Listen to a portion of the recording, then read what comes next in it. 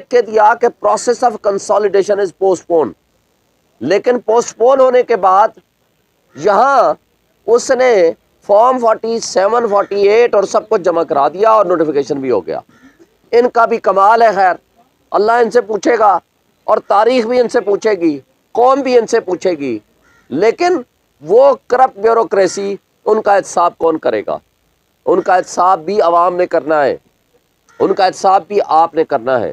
ہماری قوم نے کرنا ہے۔ $18 بلین سالانہ اس ملٹری اسٹیبلشمنٹ کو،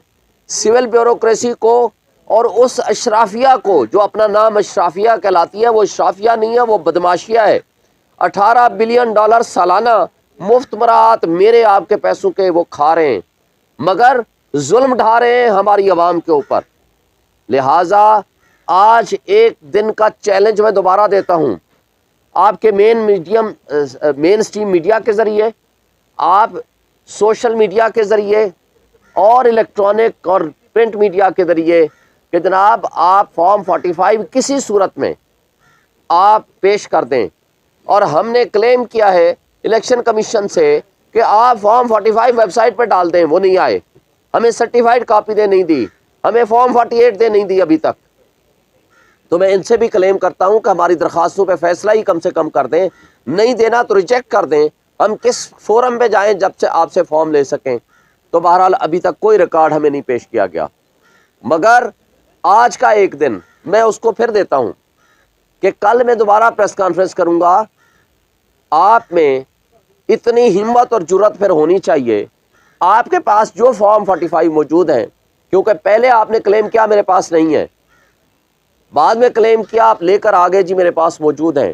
ضرور ہوں گے، کیونکہ وہی فارم 45 ہیں جو ہمیں ملے، جو آپ کو ملے اور جو سارے باقی کینڈیڈیٹس کو ملے۔ تو اس کا موازنہ اور اس پہ گفتگو اس وقت ہوگی جب آپ وہ دے دیں گے صحافیوں کو یا وہ جمع کرا دیں گے۔ اور پھر ایک بات اور دیکھیں، چوری پہلے یہ کرتے تھے، چوریاں ریٹرننگ آفیسرز پہلے بھی کرتے تھے، الیکشن کمیشن بھی کرتا تھا، اور یہ مسلم لیگ نون اور پیپلز پارٹی والے بھی کرتے تھے، مگر آج جو ڈاکہ زنی انہوں نے سر عام کی ہے، اس کا ان کو حساب بھی دینا پڑے گا۔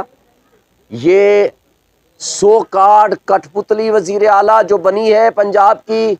اس کی اپنی سیٹ، ہاری ہوئی سیٹ فارم 47 کی، وہ اسمبلی میں بھی آج کل پوچھتے ہیں کہ تم 45 والے ہو کہ 47 والے ہو، تو 47 والے کا مطلب ہے کہ ڈاکہ زنی کے ذریعے آئے ہو یا صاف ستھرے طریقے سے الیکشن جیتے ہو۔ تو 47 والے جو ڈاکہ زنی کے ذریعے، جن کی بنیاد ہی ڈاکہ زنی ہو، تو وہ کیا انصاف دیں گے یا کیا وہ گورننس دے سکیں گے؟ ان کو ماننا پڑے گا کہ ایک شخص عمران خان نے پچھلے 76 سال کی تاریخ تبدیل کر دی ہے۔ انہوں نے ہمیں الیکشن نہیں لڑنے دیا، ہمارے لوگوں کو اٹھایا، تشدد کیا، ظلم بربریت قائم کی، اور ہمارے لوگوں کو الیکشن کے دن تک باہر نہیں آنے دیا گیا۔ میں اپنے حلقے کی اگر بات کروں، میں سپریم کورٹ کا وکیل ہوں، میں بار ایسوسیشن کا ہائی کورٹ کا صدر رہا، اسلام آباد بار کونسل کا vice chairman, founder vice chairman رہا، پاکستان بار کونسل کا ممبر اور مختلف کمیٹیز کا چیئرمین رہا۔ اگر میرے ساتھ جو کچھ ہوا اگر آپ کو میں بتاؤں